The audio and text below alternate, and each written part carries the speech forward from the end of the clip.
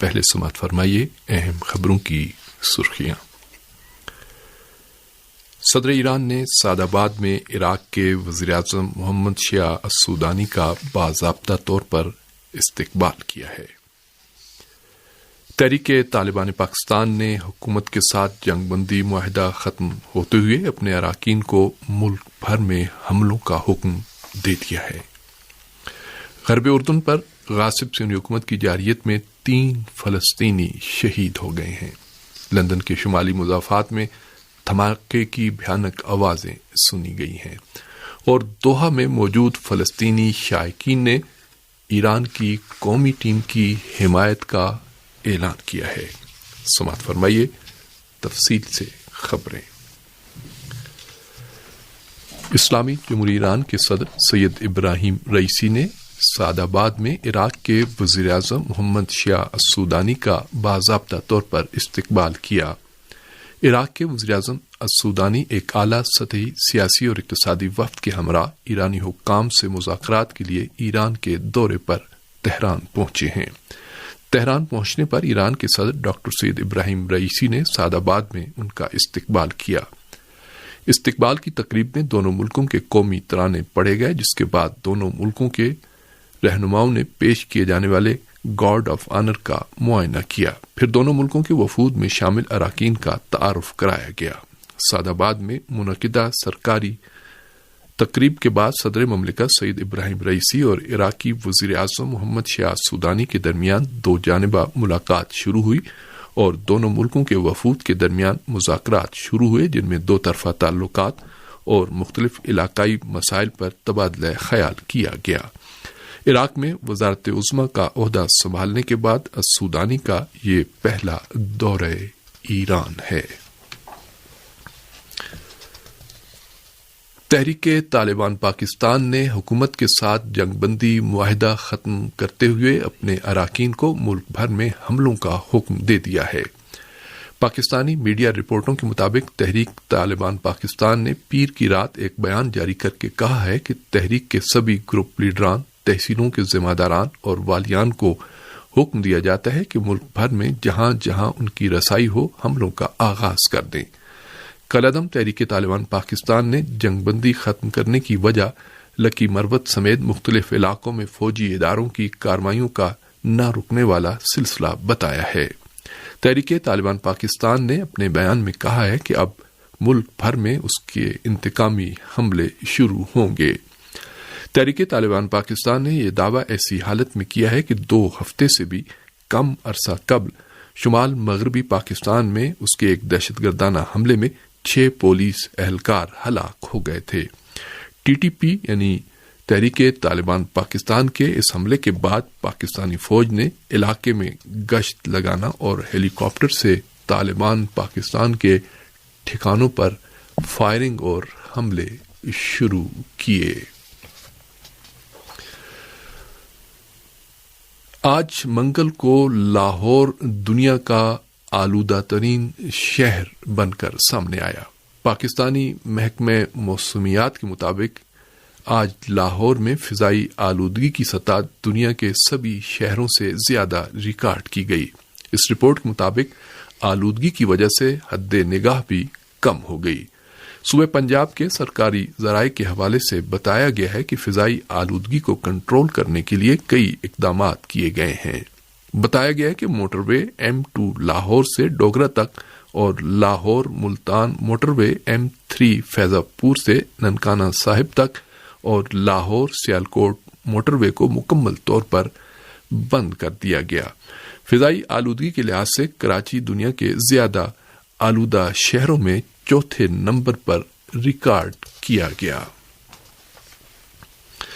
غرب اردن پر غاصب سیونی حکومت کی جارحیت میں 3 فلسطینی شہید ہو گئے۔ شہاب نیوز کی رپورٹ کے مطابق سیونی فوجیوں نے آج صبح غرب اردن کے شہر الخلیل میں بیت امر نامی علاقے پر حملہ کیا اور فلسطینیوں کو براہ راست فائرنگ کا نشانہ بنایا۔ فلسطین کی وزارت صحت نے ایک بیان میں اعلان کیا ہے کہ صہیونی فوجیوں کی جارحیت میں مفید الخلیل نامی فلسطینی کے سر میں گولی لگی اور وہ شہید ہو گیا۔ سونی فوجیوں نے رام اللہ کے قریب بیت ریما کو بھی جارحیت کا نشانہ بنایا اور اندھا دھند فائرنگ کی، جس میں جواد عبد الرحمان عبد الجواد ریماوی اور ظافر عبد الرحمان عبد الجواد ریماوی نامی 2 فلسطینی بھائی شہید ہو گئے۔ فلسطینی ذرائع کا کہنا ہے کہ سونی فوجیوں کی اس جارحیت میں 22 فلسطینی زخمی بھی ہوئے۔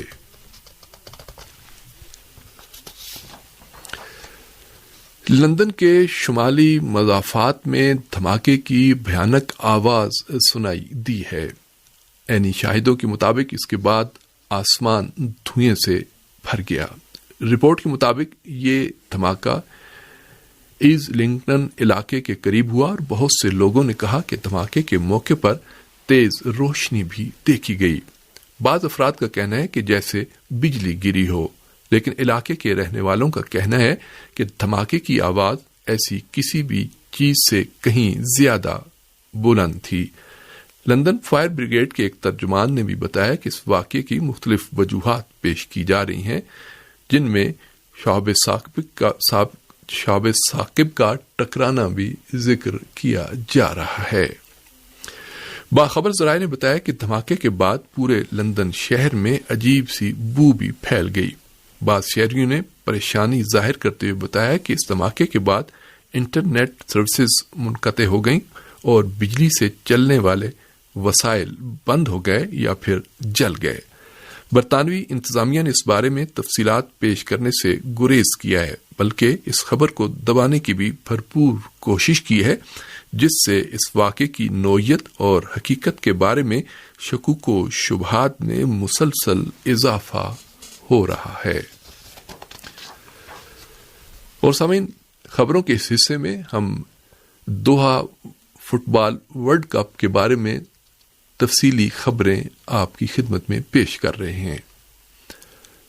دوحہ میں موجود فلسطینی شائقین نے ایران کی قومی ٹیم کی حمایت کا اعلان کیا ہے۔ فلسطین اليوم نیوز ایجنسی کے مطابق دوحہ کے ایک عوامی اجتماعات کے میدان میں منعقدہ پروگرام میں اس بات کا اعلان کیا گیا۔ رپورٹ کے مطابق گزشتہ رات ہونے والے اس پروگرام کے دوران ایرانی اور فلسطینی شائقین نے مل کر دونوں ممالک کے پرچم لہرائے اور بیت المقدس فلسطین کا ابدی دارالحکومت ہے کہ نعرے بھی بلند کیے۔ اس موقع پر ایران کی آواز سے پورا میدان گونج اٹھا اور ایرانیوں نے بھی فلسطینیوں کی حمایت کی قدردانی کرتے ہوئے دونوں قوموں کے درمیان نہ ٹوٹنے والے رشتے کو برقرار رہنے پر زور دیا۔ واضح رہے، قطر میں ورلڈ کپ مقابلے فلسطین کی حمایت اور اسرائیل کی مخالفت کے میدان میں تبدیل ہو گئے ہیں۔ دوسری جانب بیروت سے ہمارے نمائندے نے خبر دی ہے کہ لبنانی شہریوں نے بھی کہا ہے کہ انہیں امریکہ کے مقابلے میں ایران کی قومی ٹیم کی کامیابی کی بہت زیادہ امید ہے۔ بتایا جاتا ہے کہ لبنانی شہری مختلف کافی شاپس اور ہوٹلوں میں اکٹھا ہو کر ساتھ مل کر فٹ بال کے عالمی میچ دیکھتے ہیں۔ لبنانیوں کو امید ہے کہ ویلز کے مقابلے میں ایران کی قومی ٹیم کی شاندار پرفارمنس کے بعد ایرانی چیتے امریکہ کے مقابلے میں بھی کامیابی حاصل کر کے ناک آؤٹ مرحلے کے لیے کوالیفائی کر جائیں گے۔ ایران کی فٹ بال ٹیم پر نفسیاتی کھیل کارگر ثابت نہیں ہوگا۔ اس بات کا اعلان ایران کی فٹ بال ٹیم کے ہیڈ کوچ کارلس کیروش نے ایران امریکہ میچ سے ایک دن پہلے منعقدہ اپنی پریس کانفرنس میں کیا ہے۔ انہوں نے صحافیوں سے گفتگو کرتے ہوئے کہا ہے کہ ایران بہترین کھیل پیش کر کے اگلے مرحلے میں جانے کی بھرپور کوشش کرے گا۔ ایران کے چیف کوچ نے کہا کہ ورلڈ کپ کے ہر مرحلے کے اپنے تقاضے ہوتے ہیں اور پہلے 3 میچ اس لحاظ سے بہت زیادہ حساس ہیں۔ کیروش نے کہا کہ ہم نے جیت کو اپنا ٹارگٹ بنایا ہے اور اپنی صلاحیتوں کا بھرپور مظاہرہ بھی کریں گے۔ ایران کی فٹ بال ٹیم کے ہیڈ کوچ نے امریکہ کے مقابلے سے قبل ہونے والی پریشان کن حرکتوں کے بارے میں کہا کہ اخلاق کو مد نظر رکھتے ہوئے کام کرنا چاہیے، جو کہ باعث بنے گا کہ ہم طاقتور سے طاقتور ہوتے چلے جائیں گے۔ دوسری جانب امریکہ کی فٹ بال ٹیم کے ہیڈ کوچ نے بھی ایران اور امریکہ کے مابین حساس میچ سے قبل اپنی پریس کانفرنس میں شرکت کی. انہوں نے اس موقع پر امریکی فٹ بال فیڈریشن کی جانب سے جاری ہونے والی تصویر میں ایران کے پرچم پر سے اللہ کا نشان مٹانے پر معذرت کی. انہوں نے کہا کہ ایران کی ٹیم ایک اچھی ٹیم ہے جس کا برسوں کا تجربہ ہے جو ورلڈ کپ کے گزشتہ ادوار سے شروع ہوا تھا. امریکی کوچ نے مزید کہا کہ ایران کے پاس مہدی طورمی جیسے بہترین اسٹرائکر ہے اور ایک تجربہ کار کوچ بھی، جس کے نتیجے میں ایران کی ٹیم امریکہ کے لیے ایک چیلنج ثابت ہوگی. واضح ہے ورلڈ کپ 2022 کے گروپ مرحلے کے تیسرے میچوں کا سلسلہ آج سے شروع ہوگا اور اس سلسلے میں ایران اور امریکہ کی فٹ بال ٹیمیں مقامی وقت کے مطابق 10 بجے رات کو آمنے سامنے آئیں گی. یہ مقابلہ السمامہ اسٹیڈیم میں منعقد ہوگا اور راؤنڈ آف 16 میں جانے والی ٹیموں کا